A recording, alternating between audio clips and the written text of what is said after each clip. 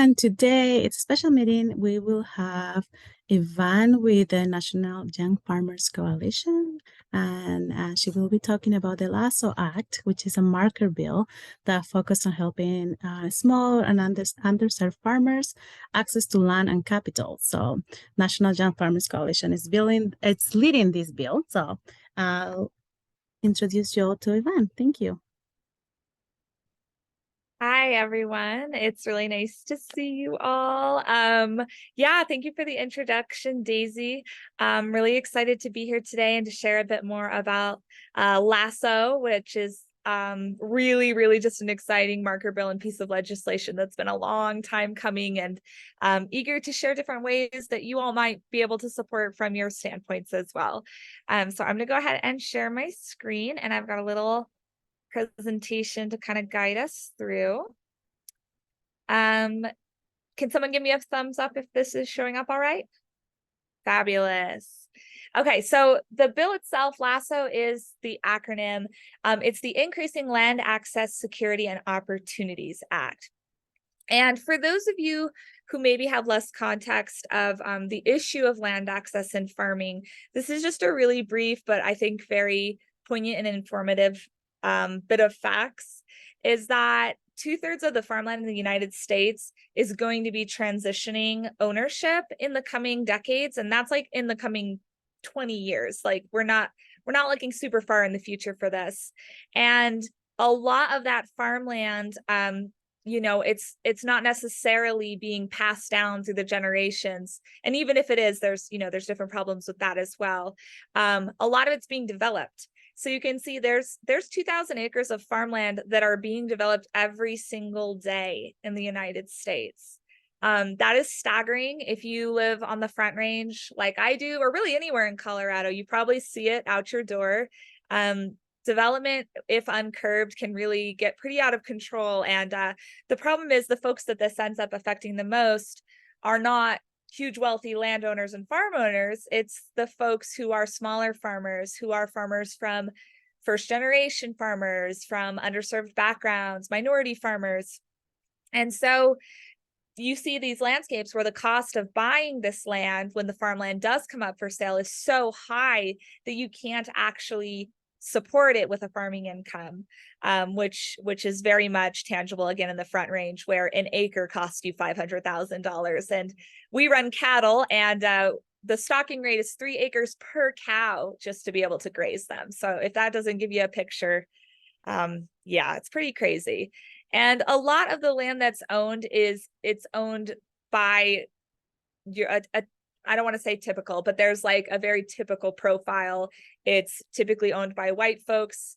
96% of the farmland in the United States, I'm pulling this stat from a different presentation I did. Sorry, it's not on the graphic, is owned by white folks, which is disproportionate. It's not representative of how many farmers of color are farming. So there's a big discrepancy there. So as you can see, land access is a problem.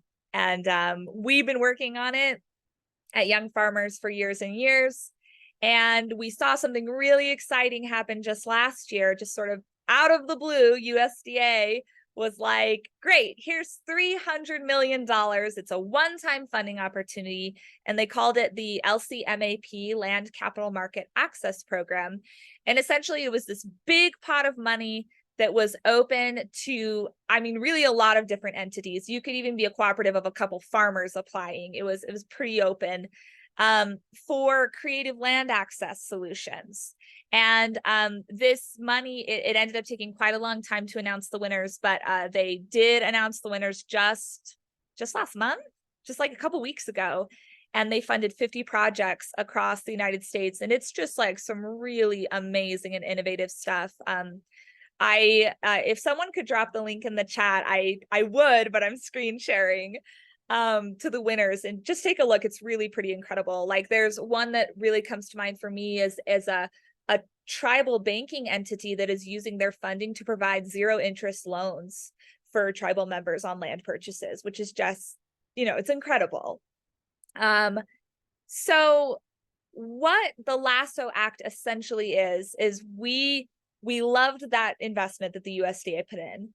but it can't just be a one-time thing, right? So with the LASO Act, we're really essentially asking that that land capital market access program become a recurring loan fund that is available every year, and that is a reliable resource for folks to know that they can apply for to support the creative land access work that they're already doing. And if you're ever curious, like what those creative projects look like, I'd love to geek out about it with you. There's some cool stuff. Even here in Fort Collins, I'm a member of a community farms that we farm on open spaces. And so like we're grazing like the public lands that folks are using to hike on. We're actually on the news recently. If you're interested in seeing, there was a pretty cute story about our operation. And that's the sort of project they applied for LCMAP. They didn't get funded this time. But if we have a program like LASO in the Farm Bill, it can be something that these projects continue to apply for each year. And it would look like $100 million annually through the life of the Farm Bill.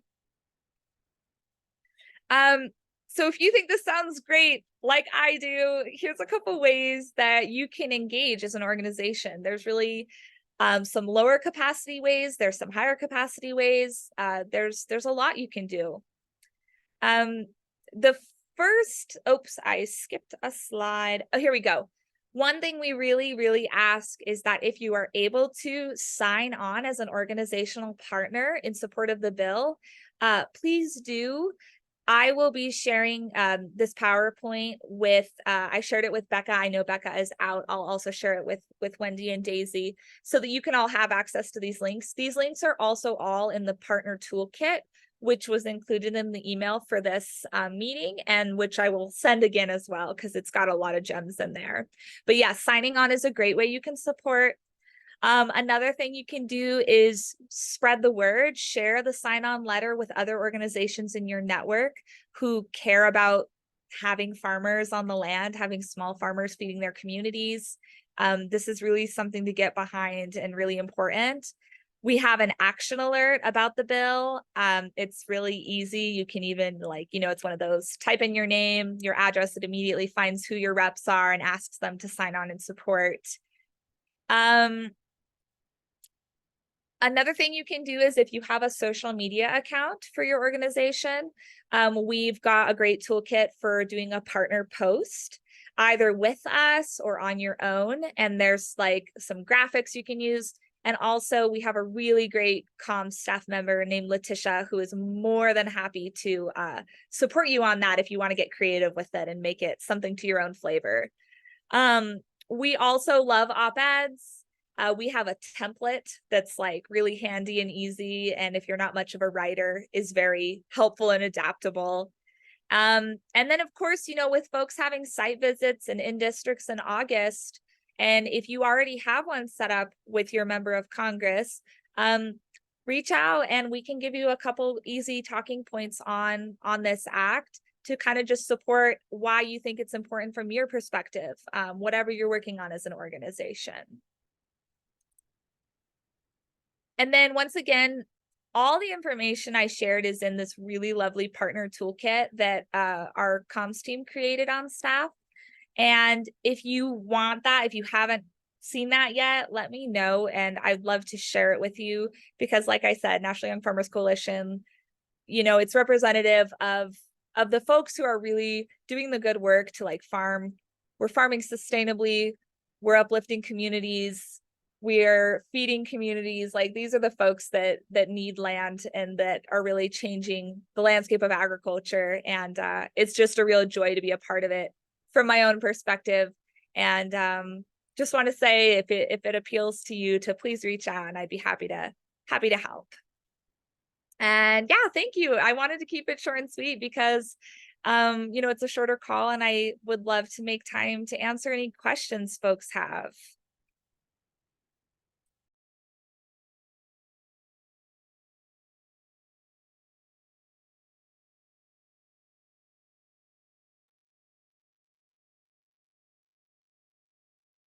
I will put the link to sign on as an organizational partner in the chat right now too. So if anybody's interested, they can do that right now before they forget.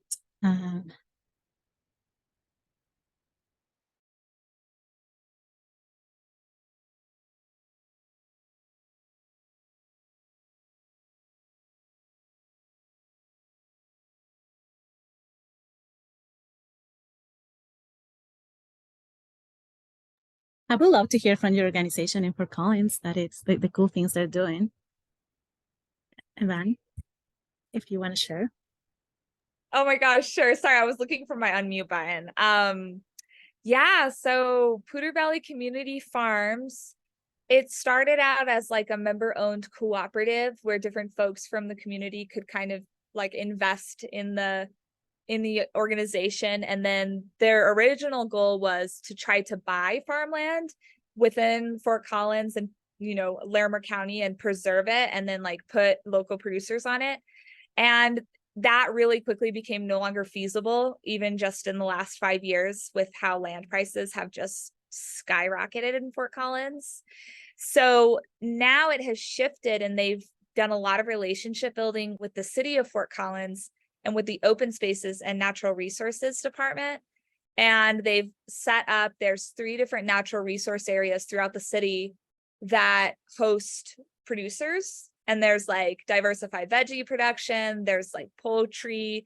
We're kind of the main beef producers, and ours is a pilot project that is for like targeted grazing of invasive species on different open spaces throughout the city. So like our cattle will be keeping them from having to mow. It like reduces on emissions, reduces on, you know, gasoline, and fertilizes the soil. It's this really, really cool thing. And it allows us to have our cows at Fort Collins, which I do not think would have happened if we hadn't had that opportunity as farmers. And then I see a question from Willow. Could you talk more about any farmers in Colorado? Yeah, Willow, such a good question. By the way, hi Willow, thanks for being here. Sadly, Thank you. we did. Oh, sorry. Go ahead, Wendy. Oh no, I think it was just me saying hi. Oh, hi. Sorry. I thought Wendy's mouth was moving and I was like, what's up, Wendy? Okay. Hey. Sorry. Yeah, so unfortunately, I know that at Young Farmers, we supported 3 different organizations in the state with grant writing support. We contracted out grant writers and ended up supporting, oh gosh, I don't want to get the number wrong, but like a surprising number of the folks who won, we helped write their grants, which was so cool because it means like we had a really big impact, which is just so exciting. But sadly, no, we didn't get any projects funded in Colorado this time. The other folks that we helped, Frontline Farming, of course, had an application. San Luis Valley Local Foods Coalition had an application, and then Poudre Valley Community Farms had an application. Those are the 3 I knew about. And then I think that Colorado Department of Ag had their own grant proposal that they did with RMFU, and that one also didn't get funded this time. So it's a bummer, but like also when you see the list of who did get funded, I'm not mad. I'm also like, wow, this also all really deserved money. I think it just really speaks to, I think that they got over like $2 billion in asks for $300,000. So it just really points to the fact that it's a problem nationwide, and like it's been a problem. And folks are like desperate for any support from the federal level. And yeah, one more reason that we should really try to push this for the farm bill this time around, because $100 million a year is a start. It's not 2 billion, but it's a start.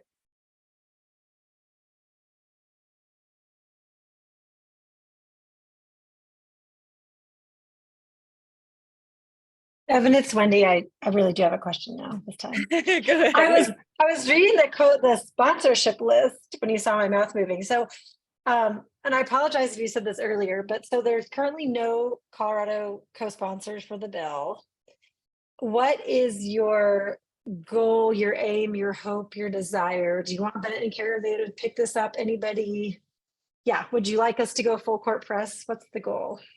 So that's Caraveo and Bennett have been super helpful on our some of our other bills. Like Bennett introduced our Small Farm Conservation Act bill on the Senate, and Caraveo, I believe, is either has sponsored it in the House or is going to sponsor it in the House. I don't think it's been introduced just yet. I think there's still some work being done on like trying to get a Republican co-sponsor.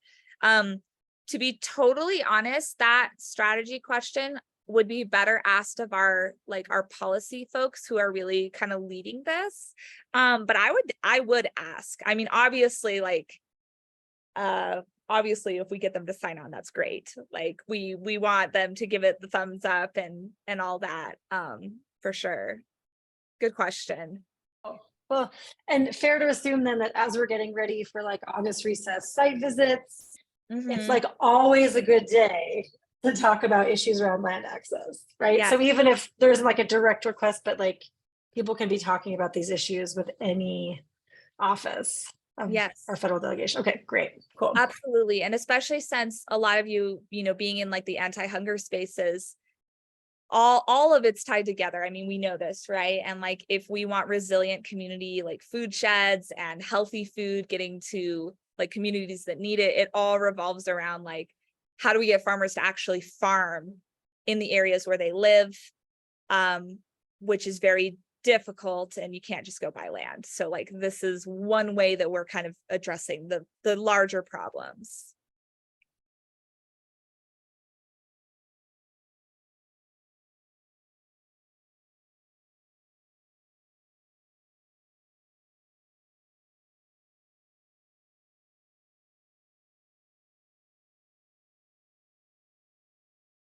No more questions? Comments? I have another question if no one else does.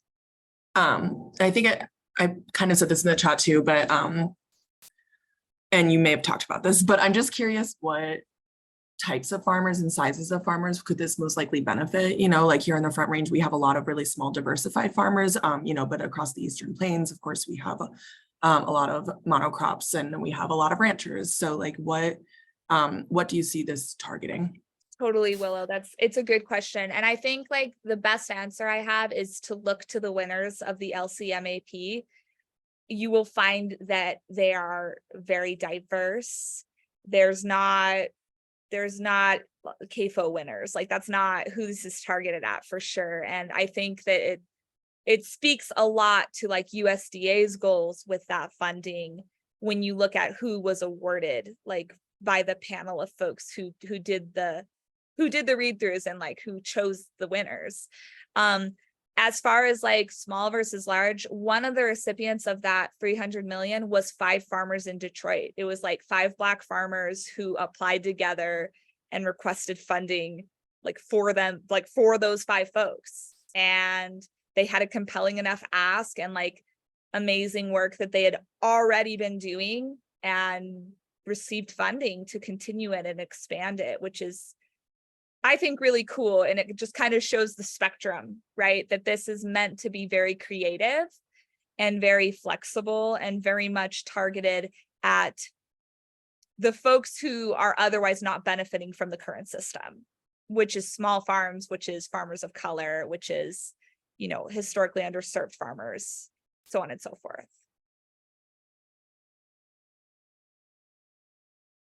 That's fantastic. Thank you. And I'm assuming this is like a whole USDA application. So just for assistance, can folks come to National Young Farmers for assistance?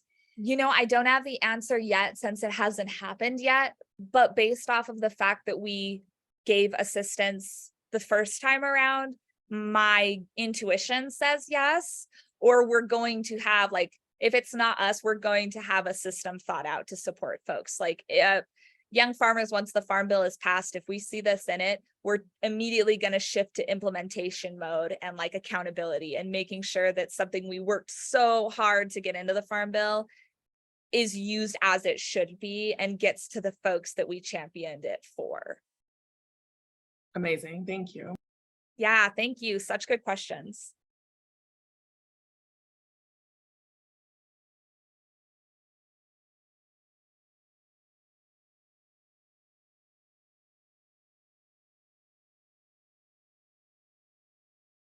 If there's no more questions, we can use some of this time for other updates. I know Wendy has other marker bill updates that she could share or wants to share. I know we have short time. Is that it's 3 minutes? Yeah, 3 to 5 minutes. Okay. Wendy? Sure. And if anyone else has anything, other marker bills, to just chat in right now, and I'll give you space. But if we have a couple minutes, I just wanted to share a couple of other exciting updates as well, things that you all have been working on. Things are really, really hopping right now in terms of getting the Farm Bill written. So that means these marker bills like LASO are being introduced at a pretty quick pace right now. So just a couple of exciting updates. I see Carmen's on the line with Hunger Free Colorado, and Anya as well. So many advocates have been working on this hot foods issue with SNAP for a long time. And yesterday, Senator Bennett introduced a bill to essentially remove the ban on using your SNAP benefits to purchase hot or prepared foods. And we just, if you're on our email list, we just sent out an announcement about this. It's really exciting. So for now, yay, celebrate, thank Senator Bennett, spread the word. At some point, we will let you all know too when it gets introduced into the House. And there may be then some follow-up actions like, hey, let's encourage our Colorado delegation in the House to co-sponsor the bill. But right now, since it's Art Ag Committee Senator leading it, we don't really have a whole lot to do except for thank him at the moment. The other thing we expect on Monday is what we've been calling the GusNIP marker bill. So GusNIP, the federal grant that funds Double Up Food Bucks and currently all SNAP incentive programs. Many months have been working on a GusNIP marker bill to bring a lot of changes, decrease the match that's required for that, bring more money, and create a whole new level of funding for SNAP incentives that are essentially ready to go statewide and go to scale. So we expect that bill to be introduced in the House on Monday. And stay tuned for actions on that. There's a lot of love for this on the Democratic side and not as much love on the Republican side. So they're actually asking we don't go crazy, asking our delegation to come on in and co-sponsor right now. We have a lot of Democrats that probably would jump on board, but they're asking us to slow down a little bit and be a little bit strategic about that until they can get some more Republicans on board. But that bill is coming. So just a couple, and we'll send around email updates too of other marker bills that are as they're introduced. And if there are specific actions like, hey, we'd like our senators or our representatives to co-sponsor these, we will absolutely be in touch about that when actions are needed. I think that's it. Thanks.